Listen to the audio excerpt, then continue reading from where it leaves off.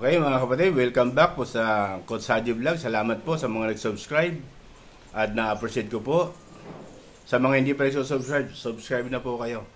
Kung mabigat naman po ang subscription, kahit like na lang or comment na lang sa baba o share, masaya na po kami dyan. God bless sa lahat. Ang bibigyan natin ng reaction o tatalakayan natin, yung madalas magbiyahe ng ating Pangulo at ng pangalawa ay ng ating First Lady. Tapos, pangalawa, yung reaction natin, bigyan natin ng reaction at opinion, yung sa chat natin, yung sa People Initiative na bali parang lumalambot na si Senate President Big Subiri. Yun, bigyan natin ng reaction doon. Okay, unahin natin yung tungkol sa biyahe ng Pangulo kasama ang First Lady at mga endurance, mga kasama niya sa Congress ng mga ito, di ba? Kasal lang talaga yung atin niya sa Brunei. Siguro nandito na nga sila, ganyan. Umatin lang ng kasal, di ba? Pero ang tanong, di ba? Sana gumawa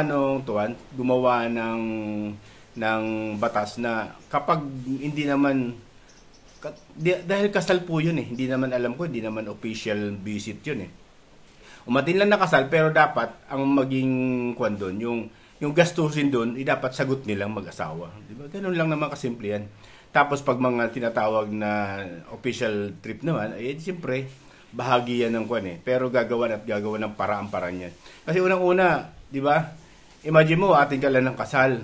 Bagamat bahagi ng relation sa bawat estado o bawat bansa na pinupuntahan. Pero, di ba, sobrang dami naghihirap ng mga Pilipino, di ba?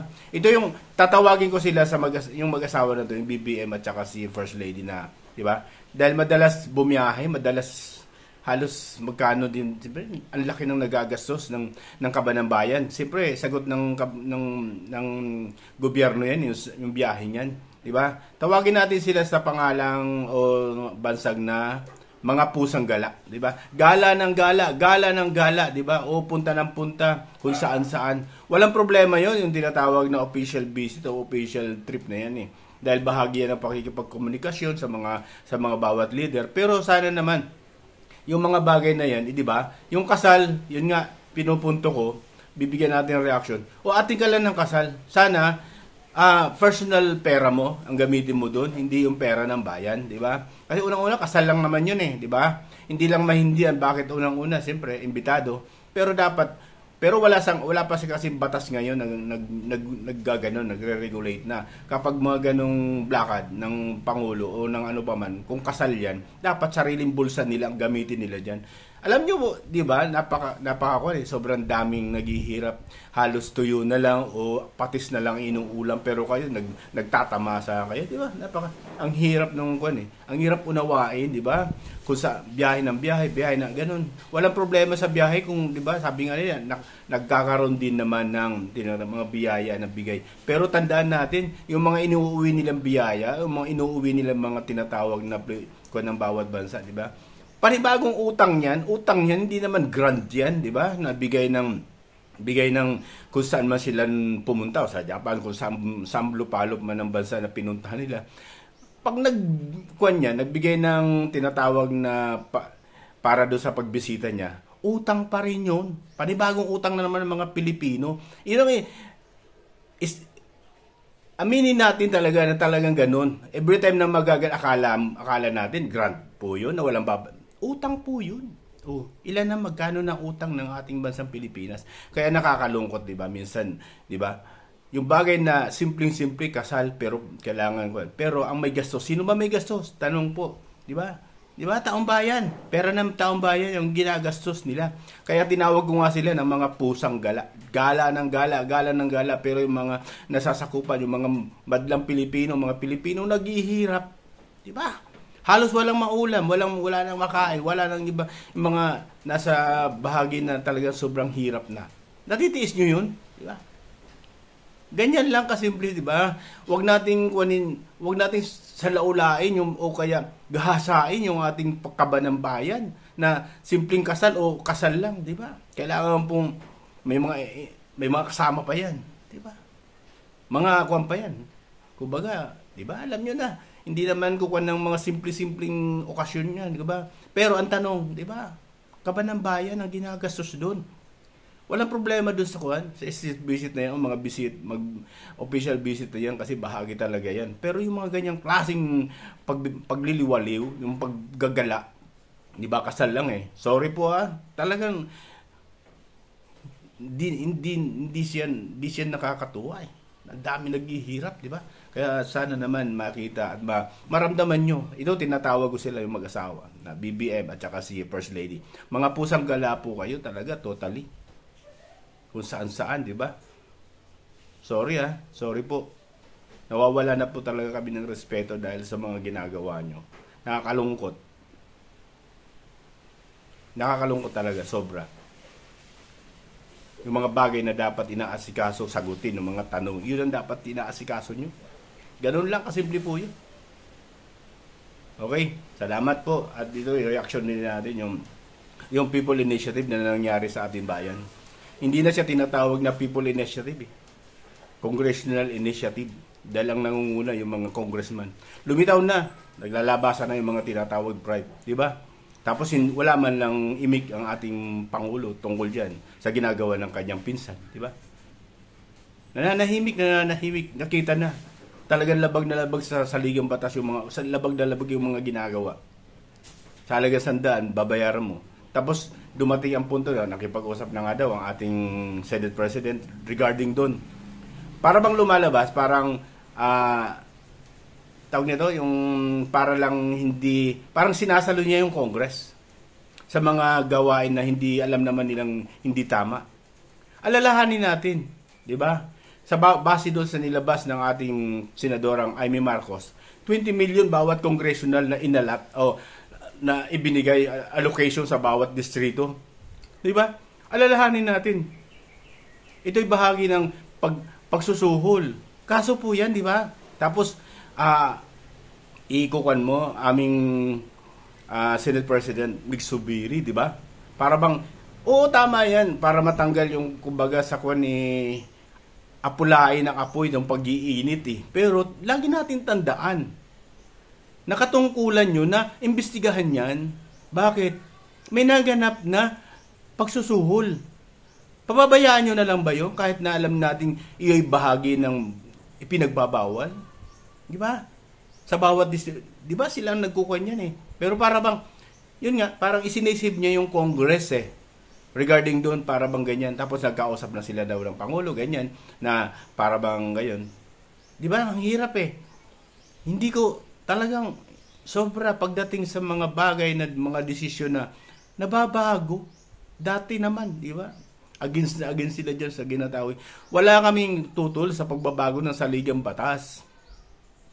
Wala po ang tutol talaga doon dahil panahon na para baguhin ang saligang batas, lalong-lalo sa economic version na yan. Tapos ganyan. Pero, di ba, huwag naman ganon na kailangang manuhol, kailangang bayaran. Nasaan yung tinatawag na People Initiative? Kung babayaran mo, di ba? Napakabigat nun, di ba? Para bang tinuturing tayo sa halagang 100, di ba? Ang bigat eh. Ganoon na lang katindi. Ganoon na lang ang pagtingin sa ating mga mahihirap, di ba? Ayan, kita mo na naglalabasan na. Yung iba para diyan sa may parting Quezon City, di ba? O parang sabi niya, di ko alam na para sa Chacharaw pala 'yon. 'Di ba? Sa halagang ganung 2K ata, 'di ba? O naisama sa tupad o naisama doon sa para pumirma doon. Gusto nga mag-withdraw eh. Pupuwi sa ang tanong, pwede ba i-withdraw namin yung pagpirma namin? Hindi namin alam na para sa Chacha 'yon. Hindi na ipapaliwanag ng todo eh, 'di ba? Hindi na ipapaliwanag ng todo na ganun. Ginagawa, 'di ba? Makuha lang yung gusto, makuha lang yung tamang figure na kailangan nila kahit magbayad o ano pa man, di ba? Para lang sa kanilang kapakanan.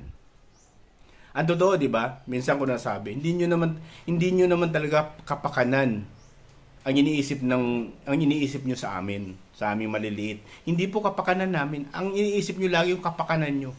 Yung nananamasa kayo, ganyan, di ba?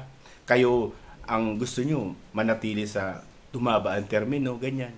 Yan naman talaga ang totoo, di ba? Kaya sana naman maunawaan natin, mga kababayan, mag-ingat po tayo. Sa halagang 100, pwede kunin mo ba na pagkuhan mo yung mga magiging anak mo, magiging apo mo sa halagang 100 para sa kapakanan lang nila.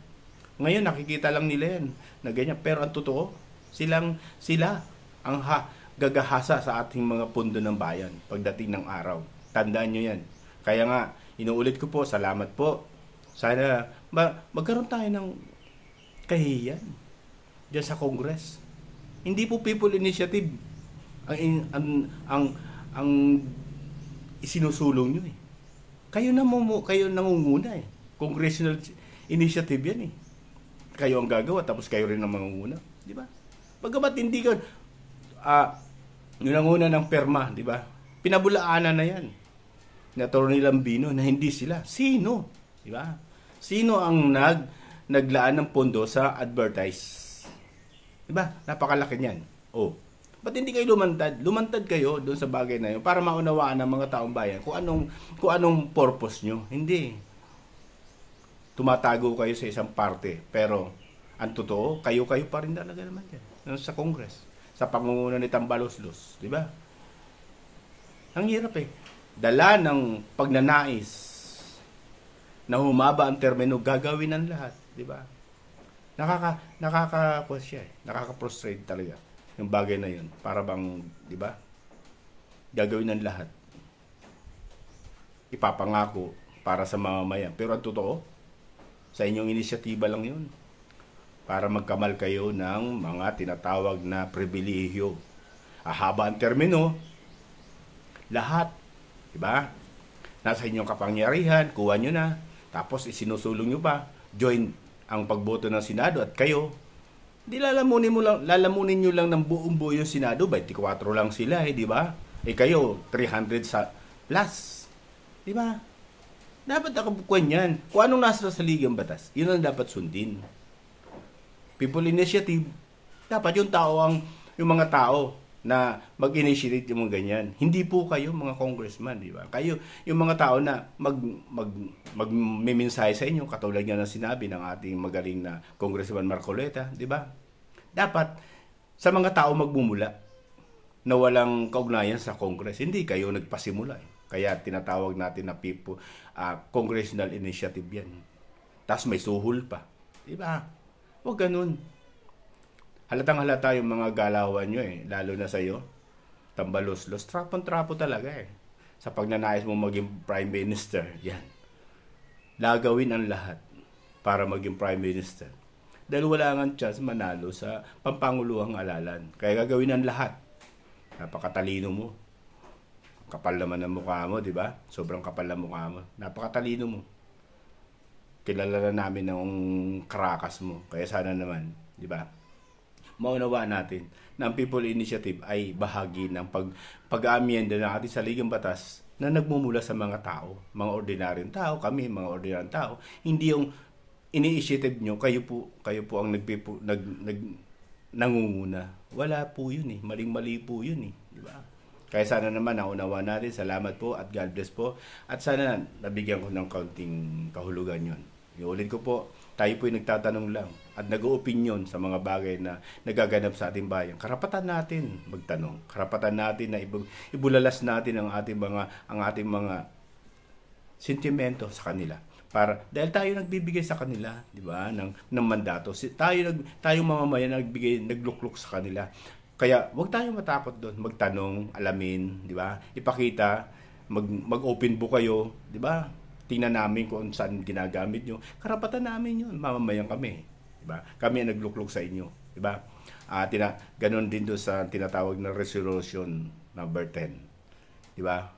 Dapat may resibo talaga. Kaya sana naman naunawaan natin at sana naman naging bahagi rin kayo ng aking pananaw. At nakita ko naman na alam naman natin na hindi na tayo tulog o hindi na gising ng mamamayan. Pakita natin bilang mamamayan, matuto tayong magtanong, matuto tayong magsalita tungkol sa mga bagay na nagaganap sa ating pahamalaan. Bakit tayo ang higit na dapat nila? Sabi nga nila, diba?